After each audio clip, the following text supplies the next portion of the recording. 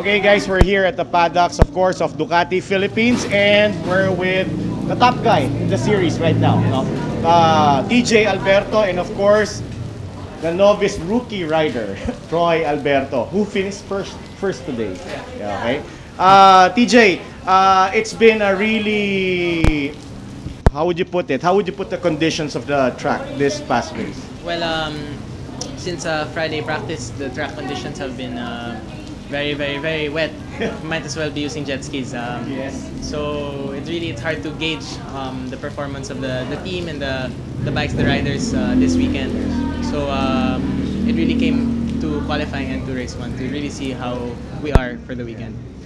During race one, you qualified at the fourth, no? And actually, a lot of people were like saying, the TJ is like holding back. He's gonna do it during the race. And actually, I also believe that. So, what happened during the actual race? What held you back?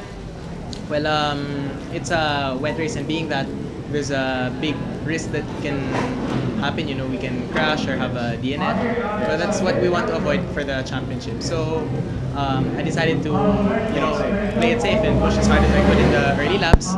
So I ended up in second, and I'm happy with the result.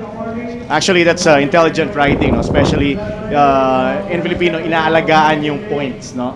Because TJ is actually leading, and rather than getting 0 points, you just registered the best points that you can do. Actually, not too bad finishing second, no? And then Troy, during practice, practice or qualifying? Practice, natakot kami lahat because sa backstretch ng Clark, no, there's this area na may paddle, no, maraming tubig.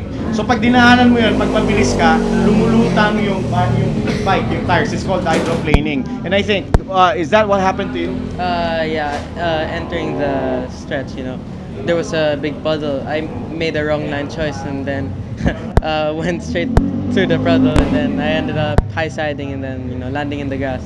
It was a bad crash. Was this your first crash in a superbike? No, not the first, but definitely the biggest one. Scariest. Anyways, but again, during the race, you were actually like what, fourth or third in the fourth, and overall it was like fifth. No, you were really racing very well in the wet. Can you walk us through what happened? What was on your mind, and how you did it? Well, actually, I didn't get too good of a start. I slid when I got off the line, and then I ended up being almost in last. And then I was able to make a lot of positions through the first laps, and then towards the first half of the race, I made a few passes on. I made a pass on JC, and then on Jericho, and then finally on Mimi. And then that registered me as top novice rider.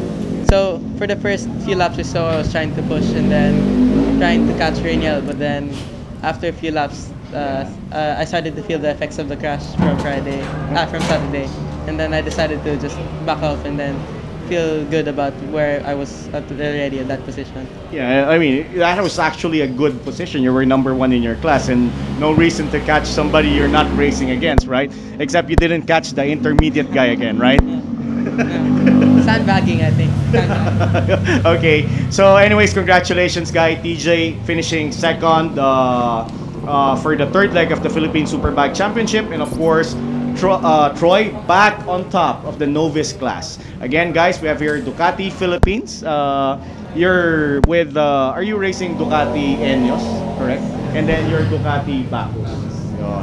So again, TJ Alberto and Troy Alberto. Again, this is Joy Storm Rivero, and you're watching Driven to Ride.